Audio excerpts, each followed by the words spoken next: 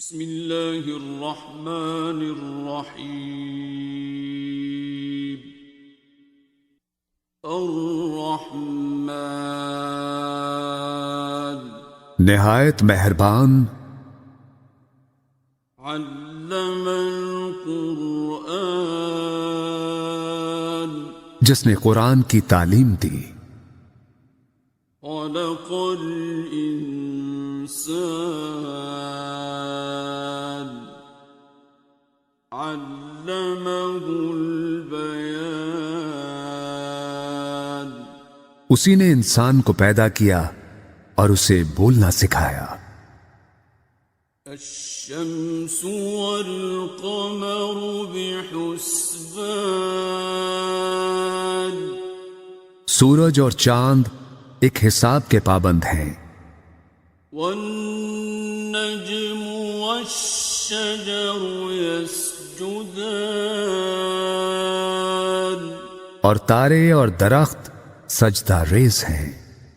والسماء رفعها ووضع الميزان آسمان کو اس نے بلند کیا اور میزان قائم کر دی، ألا تطغوا في الميزان تاکہ تم میزان میں خلل نہ ڈالو، وَأَقِيمُوا الْوَزْنَ بِالْقِسْطِ وَلَا تُخْسِرُوا الْمِيزَانَ اور انصاف کے ساتھ وزن کو ٹھیک رکھو اور تول میں کمی نہ کرو۔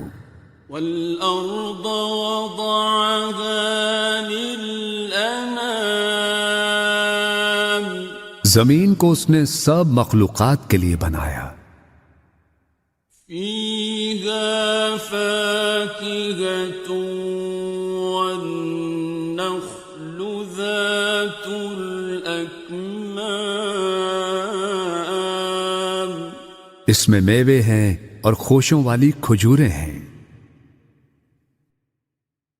وَالْحَبُّ ذُو الْعَصْفِ وَالرَّيْحَانِ اور بھوسے والا اناج ہے اور خوشبودار پھول ہیں۔ فَبِأَيِّ آلَاءِ رَبِّكُمَا تُكَذِّبَانِ بس اے گروہ جن و انسان، تم دونوں اپنے رب کی کن کن نعمتوں کو جھٹلاؤ گے۔ خَلَقَ الْإِنسَانَ مِنْ صَلْصَالٍ كَالْفَخَّارِ اسی نے انسان کو ٹھیکری کی طرح بجتے ہوئے خشک گارے سے بنایا، وَخَلَقَ الْجَانَّ مِن مَّارِجٍ مِّن نَّارٍ اور جنات کو آگ کے شعلے سے پیدا کیا۔ فَبِأَيِّ آلَاءِ رَبِّكُمَا تُكَذِّبَانِ بس تم دونوں اپنے رب کی کن کن نعمتوں کو جھٹلاؤ گے۔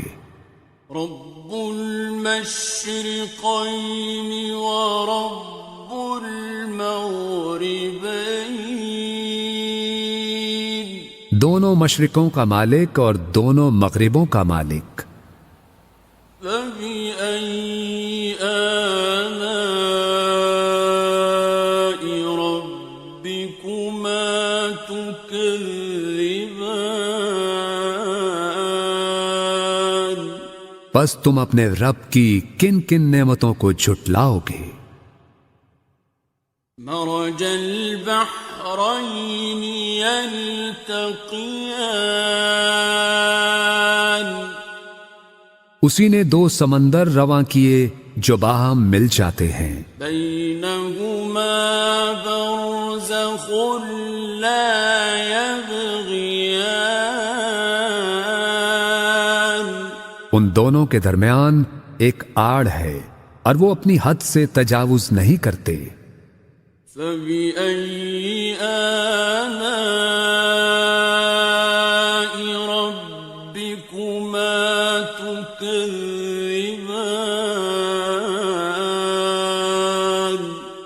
پس تم اپنے رب کی کن کن نعمتوں کو جھٹلاؤ گے؟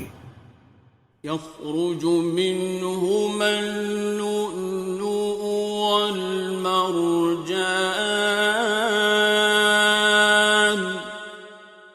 ان دونوں سمندروں سے موتی اور مونگے نکلتے ہیں۔ فَبِأَيِّ آلَاءِ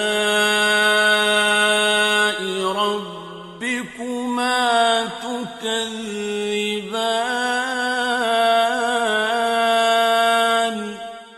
پس تم اپنے رب کی کن کن نعمتوں کو جھٹلاؤ گے؟ وَلَهُ الْجَوَارِ الْمُنشَآتُ فِي الْبَحْرِ كَالْأَعْلَامِ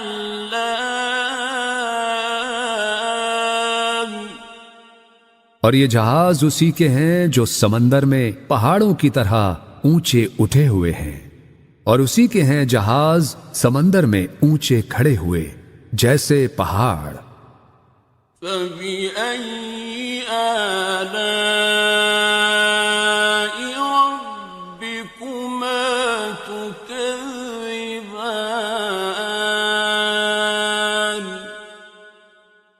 پس تم اپنے رب کی کن کن نعمتوں کو جھٹلاؤ گے؟ كُلُّ مَنْ عَلَيْهَا فَانٍ ہر چیز جو اس زمین پر ہے فنا ہو جانے والی ہے، وَيَبْقَى وَجْهُ رَبِّكَ ذُو الْجَلَالِ وَالْإِكْرَامِ اور صرف تیرے رب کی ذات باقی رہے گی جو صاحب عظمت و جلال اور صاحب انعام و اکرام ہے۔ فَبِأَيِّ آلَاءِ رَبِّكُمَا تُكَذِّبَانِ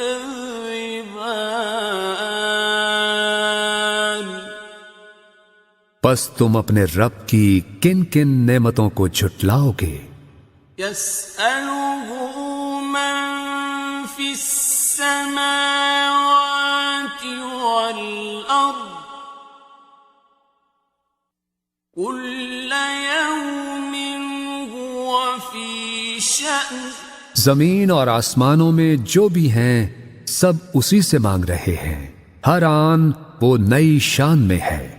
فَبِأَيِّ آلَاءِ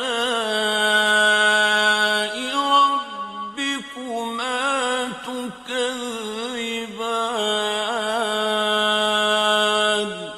پس تم اپنے رب کی کن کن نعمتوں کو جھٹلاؤ گے؟ سَنَفْرُغُ لَكُمْ أَيُّهَ الثَّقَلَانِ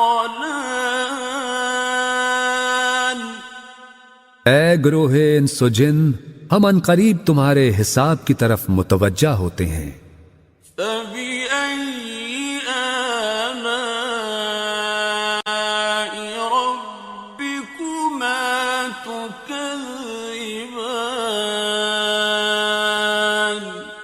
پس تم دونوں اپنے رب کی کن کن نعمتوں کو جھٹلاؤ گے؟ يَا مَعْشَرَ الْجِنِّ وَالْإِنسِ إِنِ اسْتَطَعْتُمْ أَن تَنفُذُوا مِنْ أَقْطَارِ السَّمَاوَاتِ وَالْأَرْضِ فَانفُذُوا اے گروہ جن و انس، اگر تم اس بات پر قدرت رکھتے ہو کہ آسمانوں اور زمین کے کناروں سے باہر نکل سکو تو تم نکل جاؤ۔ لا تنفذون إلا بسلطان تم نہیں نکل سکتے بغیر اس کی اجازت کے۔ فبأي آلاء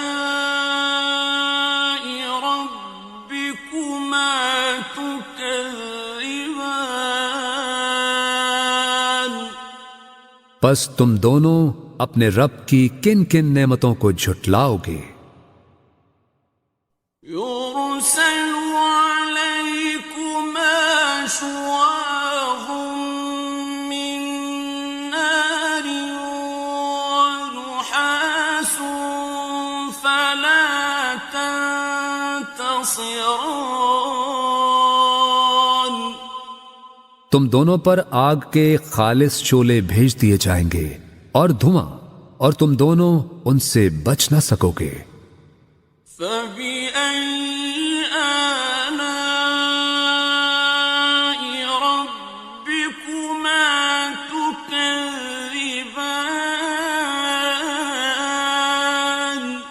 پس تم دونوں اپنے رب کی کن کن نعمتوں کو جھٹلاؤ گے؟ فَإِذَا انشَقَّتِ السَّمَاءُ فَكَانَتْ وَرْدَةً كَالدِّهَانِ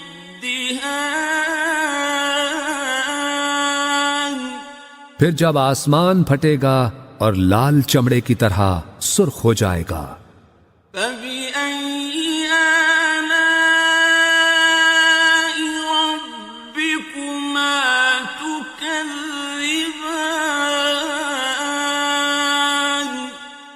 پس تم اپنے رب کی کن کن نعمتوں کو جھٹلاؤ گے؟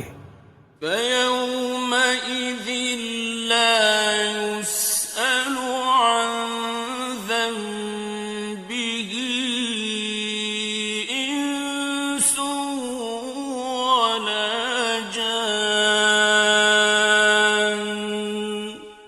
سو اس دن نہ تو کسی انسان سے اس کے گناہ کی بابت پوچھا جائے گا اور نہ ہی کسی جن سے۔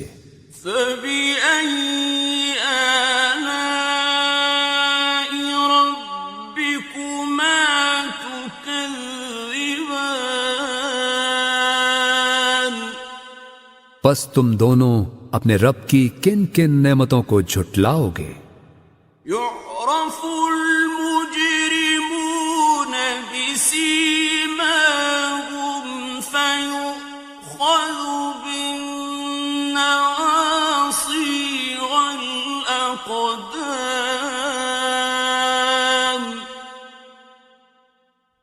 مجرم اپنے چہروں سے پہچان لیے جائیں گے اور انہیں پیشانی کے بال اور پاؤں سے پکڑ پکڑ کر گھسیٹا جائے گا۔ فَبِأَيِّ آلَاءِ رَبِّكُمَا تُكَذِّبَانِ پس تم اپنے رب کی کن کن نعمتوں کو جھٹلاؤ گے؟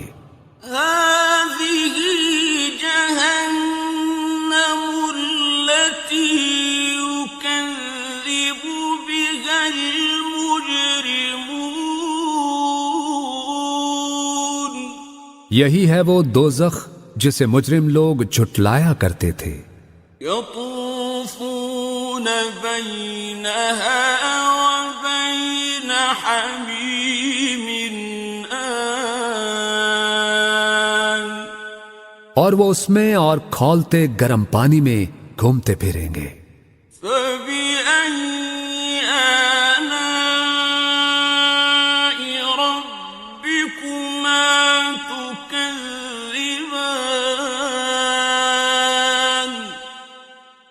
پس تم اپنے رب کی کن کن نعمتوں کو جھٹلاؤ گے؟ وَلِمَنْ خَافَ مَقَامَ رَبِّهِ جَنَّتَانِ اور ہر اس شخص کے لیے جو اپنے رب کے حضور پیش ہونے کا خوف رکھتا ہو دو باغ ہیں۔ فَبِأَيِّ آلَاءِ رَبِّكُمَا تُكَذِّبَانِ پس تم اپنے رب کی کن کن نعمتوں کو جھٹلاؤ گے؟ ذَوَاتَا أَفْنَانٍ جو دونوں سرسبز و شاداب گھنی شاخوں والے ہیں۔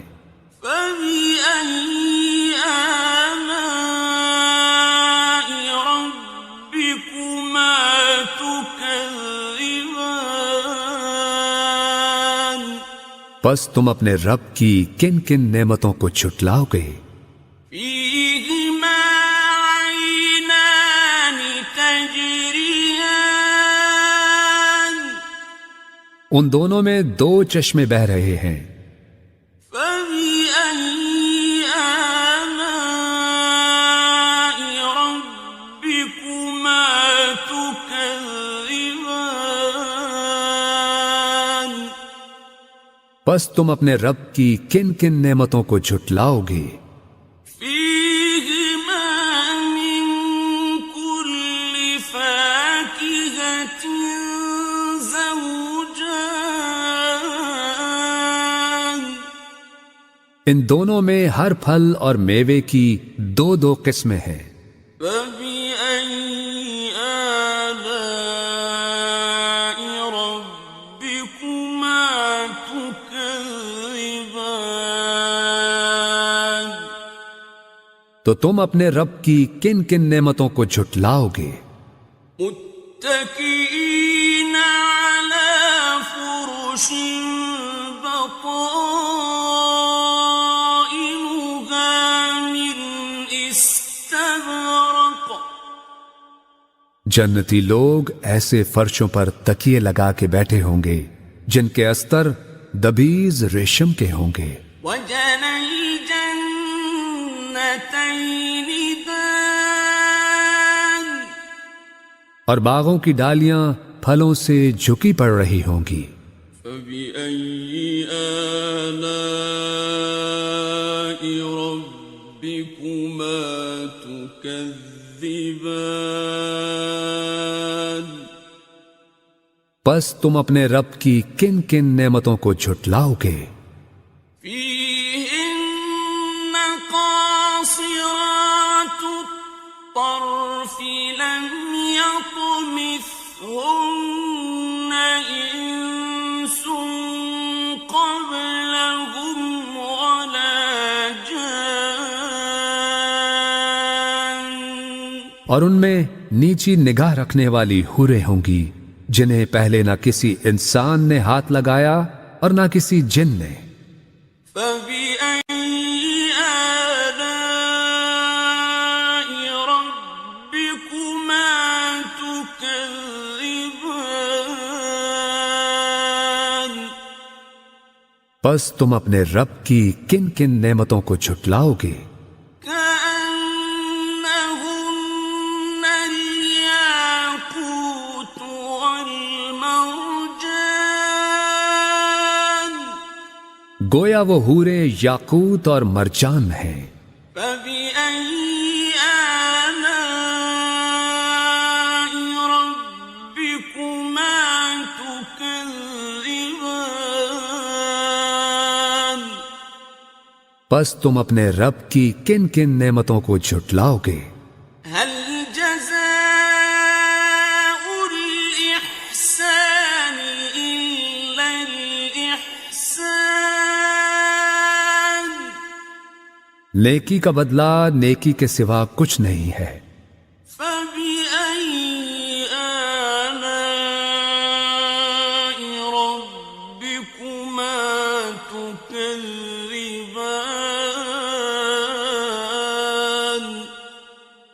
پس تم اپنے رب کی کن کن نعمتوں کو جھٹلاؤ گے؟ ومن دونهما جنتان اور ان دو باغوں کے علاوہ دو باغ اور ہوں گے۔ فبأي آلاء ربكما تكذبان پس تم اپنے رب کی کن کن نعمتوں کو جھٹلاؤ گے؟ مدهامتان گھنے سرسبز و شاداب۔ فبأي آلاء ربكما تكذبان پس تم اپنے رب کی کن کن نعمتوں کو جھٹلاؤ گے؟ فيهما عينان نضاختان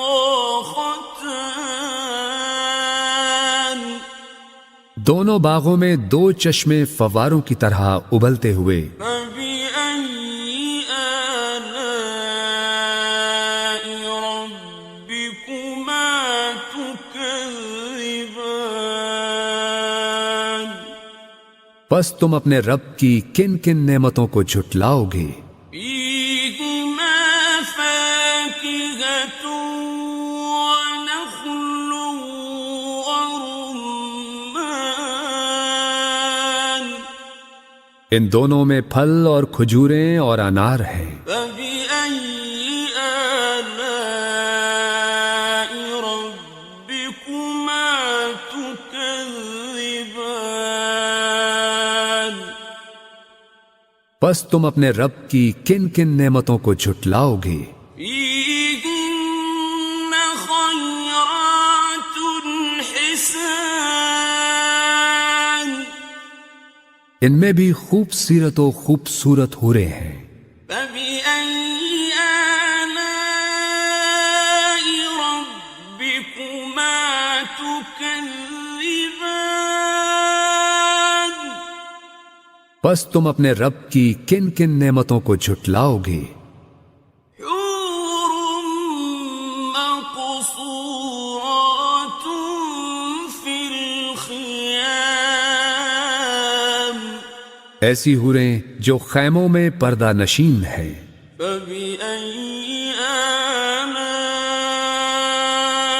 ربكما تكذبان پس تم اپنے رب کی کن کن نعمتوں کو جھٹلاؤ گے؟ لم يطمثهن إنس قبلهم ولا جان انہیں پہلے نہ کسی انسان ہی نے ہاتھ سے چھوا ہے اور نہ کسی جن نے. فبأي آلاء ربكما تكذبان پس تم دونوں اپنے رب کی کن کن نعمتوں کو جھٹلاؤ گے؟ متكئين على رفرف خضر وعبقري حسان اہل جنت سبز قالینوں پر اور نادر و نفیس بچھونوں پر تکیے لگائے بیٹھے ہوں گے. فبأي آلاء ربكما تكذبان پس تم اپنے رب کی کن کن نعمتوں کو جھٹلاؤ گے؟ تبارك اسم ربك ذي الجلال والإكرام بڑا بابرکت ہے تیرے رب کا نام، بڑائی والا اور عظمت والا. بسم الله الرحمن الرحيم ياسين والقرآن الحكيم إنك لمن المرسلين على صراط مستقيم تنزيل العزيز الرحيم لتنذر قوما ما أنذر آباؤهم فهم غافلون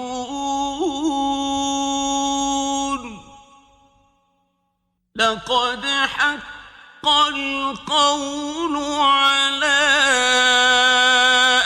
أكثرهم فهم لا يؤمنون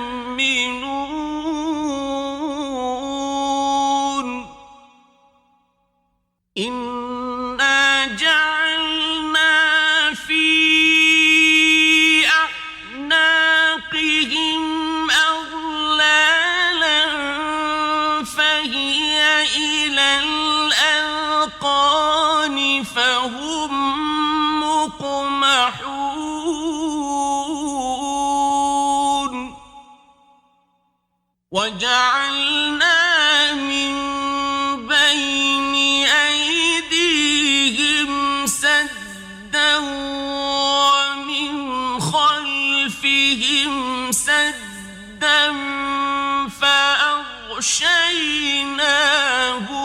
فهم لا يبصرون وسواء عليهم أأنذرتهم أم لم تنذرهم لا يؤمنون إنما تنذر من اتبع الذكر وخشي الرحمن بالغيب فبشره بمغفرة وأجر كريم إنا نحن نحيي الموتى ونكتب ما قدموا وآثارهم وكل شيء أحصيناه في إمام مبين واضرب لهم مثلا أصحاب القرية إذ جاءها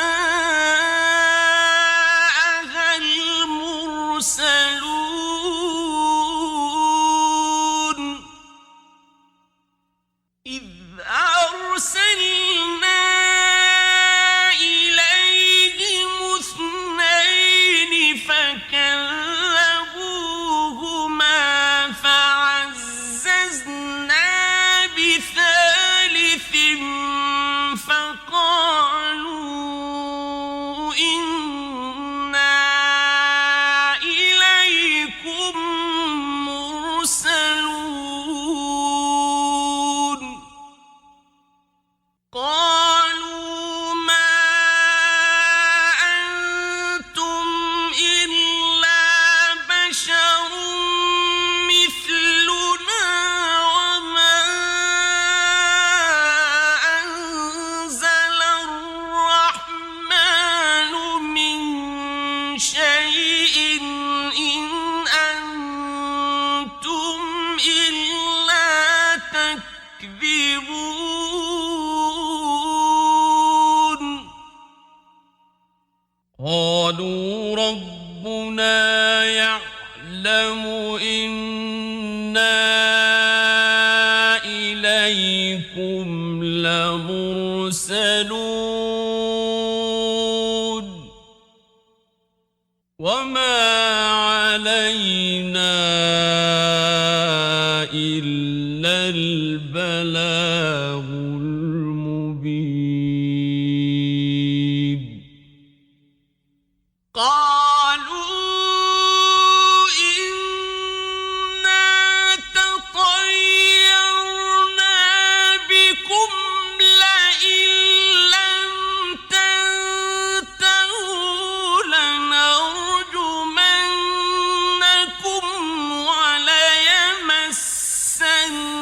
وليمسنكم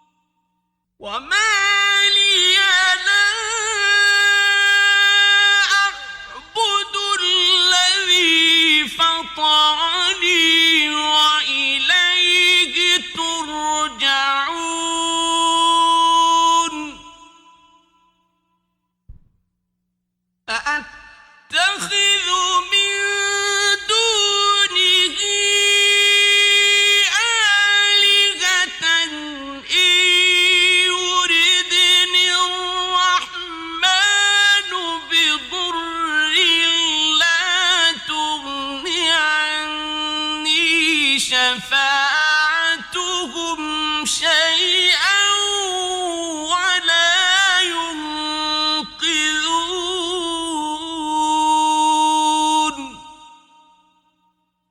إني إذا لفي ضلال مبين إني آمنت بربكم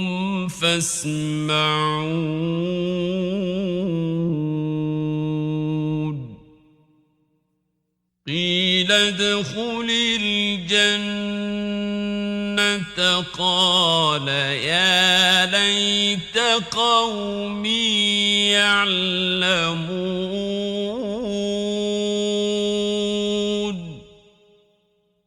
بما غفر لي ربي وجعلني من المكرمين وما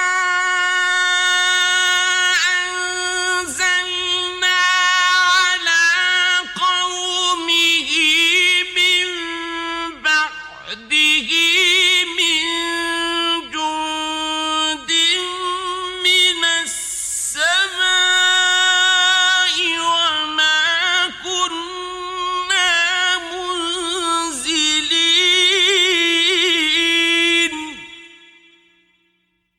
إن كانت إلا صيحة واحدة فإذا هم خامدون يا حسرة على العباد ما يأتيهم من رسول إلا كانوا به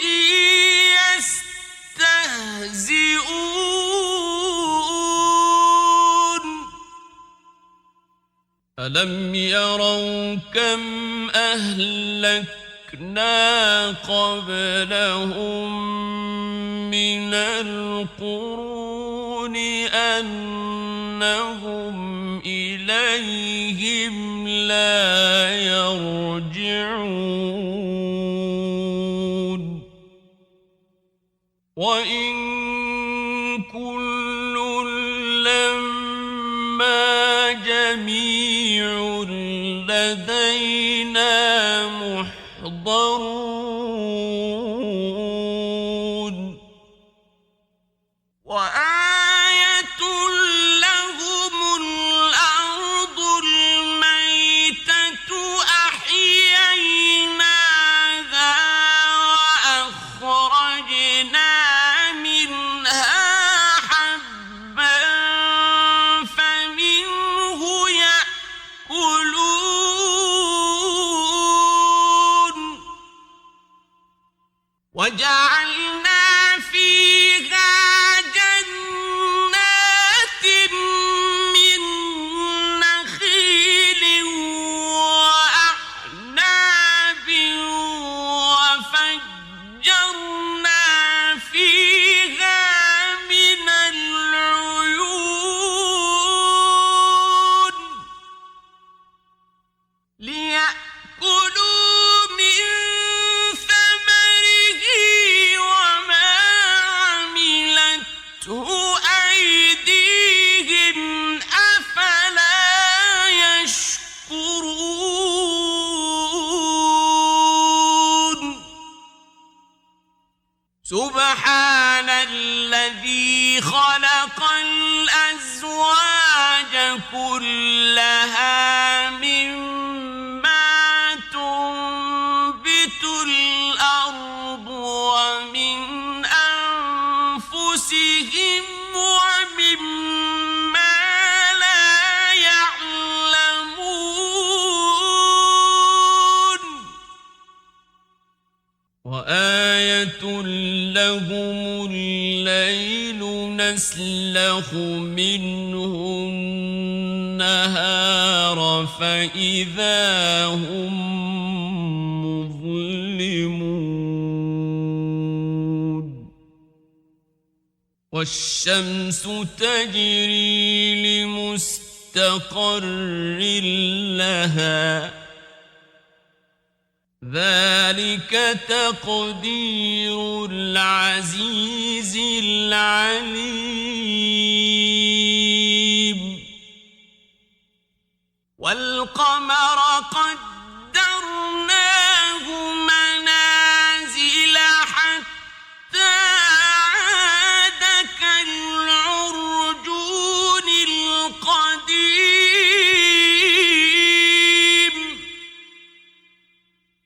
لا الشمس ينبغي لها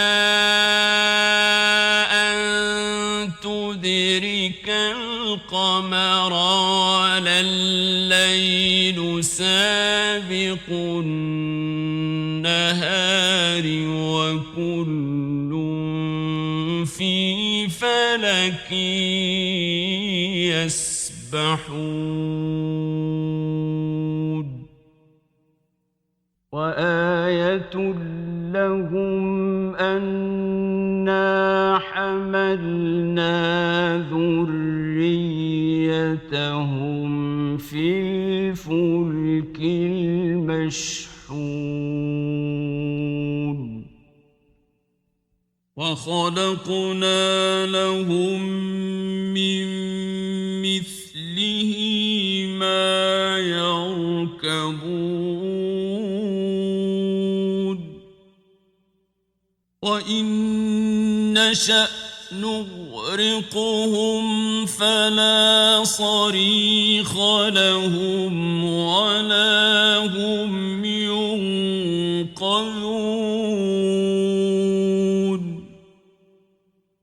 إلا رحمة منا ومتاعا إلى حين وإذا قيل لهم اتقوا ما بين أيديكم وما خلفكم لعلكم ترحمون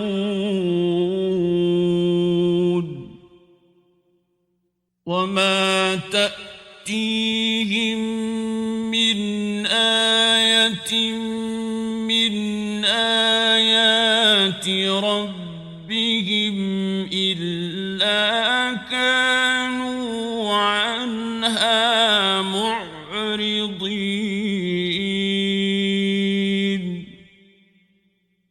وإذا قيل لهم أنفقوا مما رزقكم الله قال الذين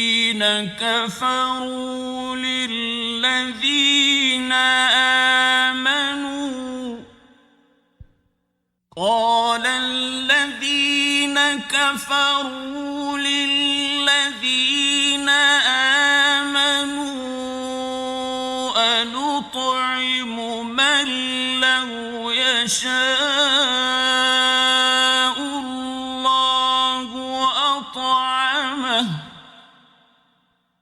أنطعم من لو يشاء الله أطعمه إن أنتم إلا في ضلال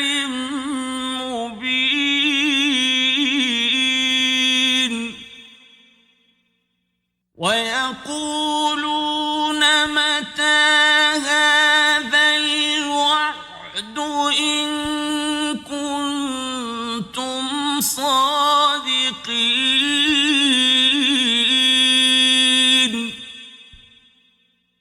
ما ينظرون إلا صيحة واحدة تأخذهم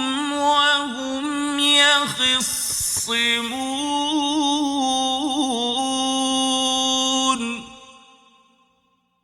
فلا يستطيعون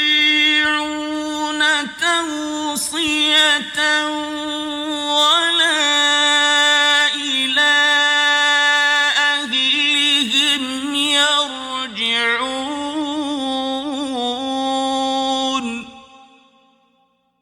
ونفخ في الصور فإذا هم من الأجداث إلى ربهم ينسلون قالوا يا ويلنا من بعثنا من مرقدنا هذا ما وعد الرحمن وصدق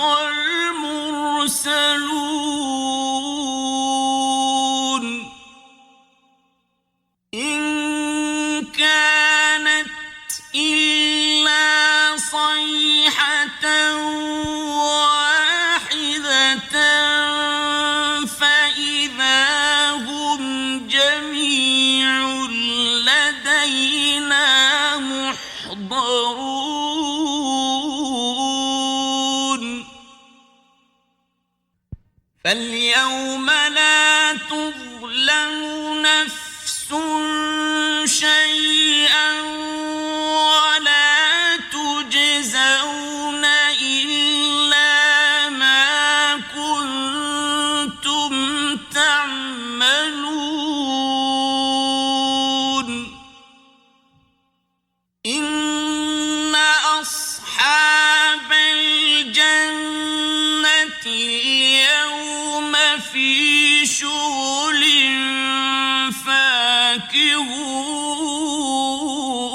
فاكهون هم وأزواجهم في ظلال على الأرائك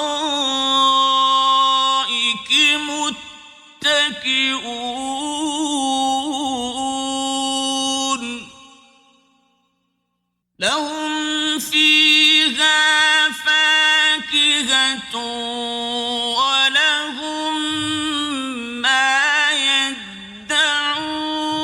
يدعون سلام قولا من رب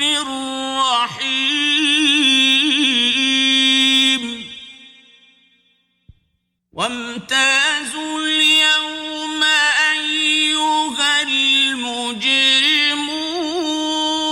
المجرمون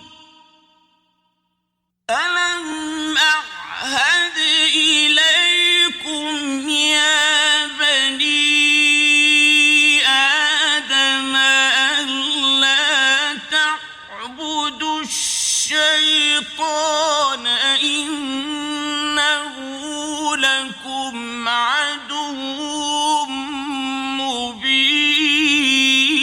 مبين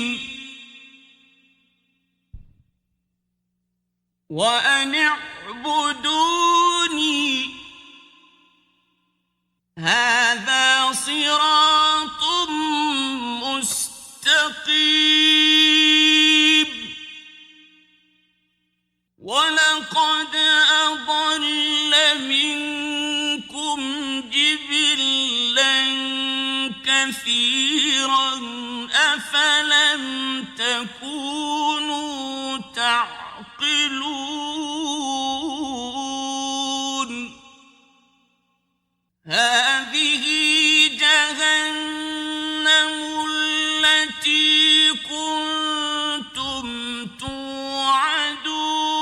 توعدون اصلوها اليوم بما كنتم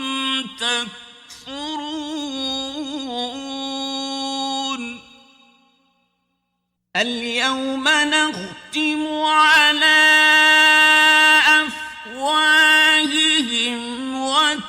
تكلمنا أيديهم وتشهد أرجلهم بما كانوا يكسبون ولو نشاء لطمسنا على أعينهم فاستبقوا الصراط فأنى يبصرون ولو نشاء لمسخناهم على مكانتهم فما استطاعوا مضيا ولا يرجعون ومن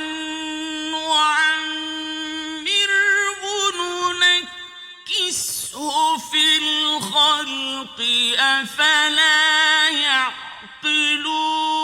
يعقلون وما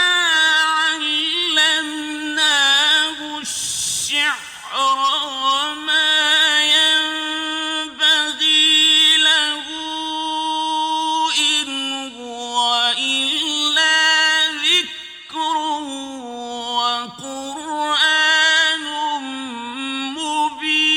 مبين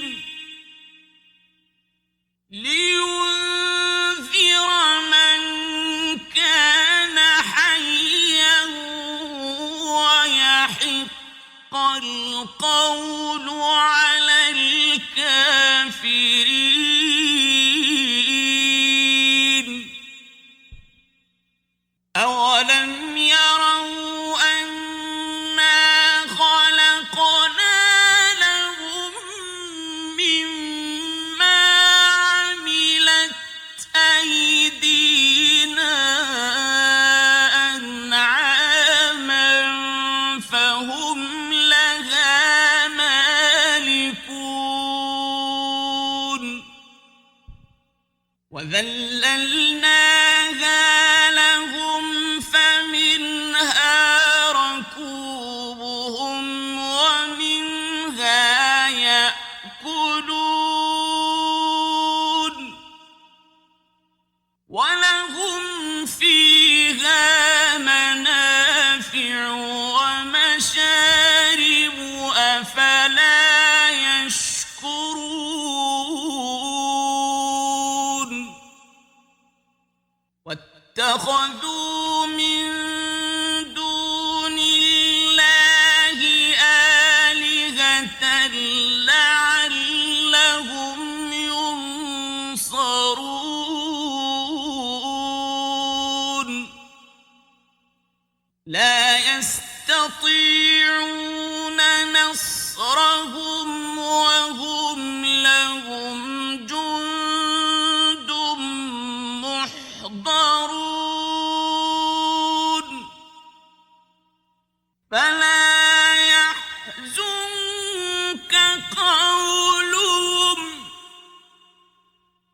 إنا نعلم ما يسرون وما يعلنون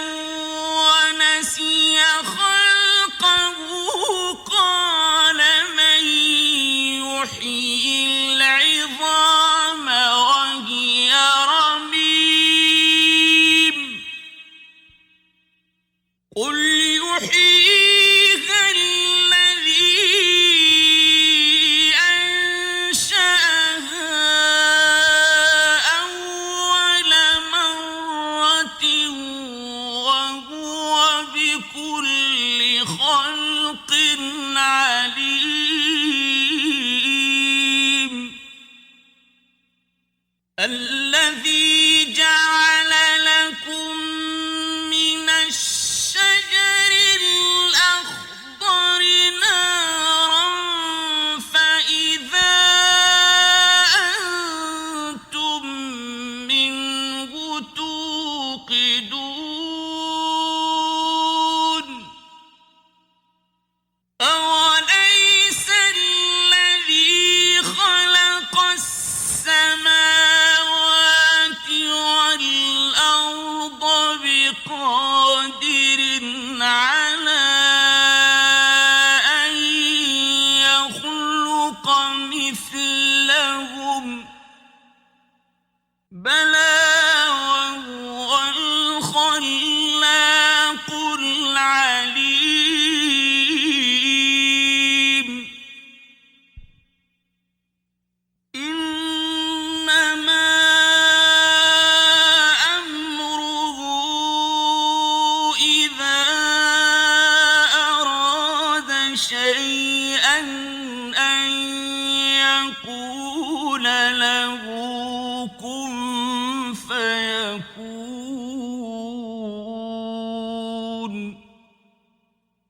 فسبحان الذي بيده ملكوت كل شيء وإليه ترجعون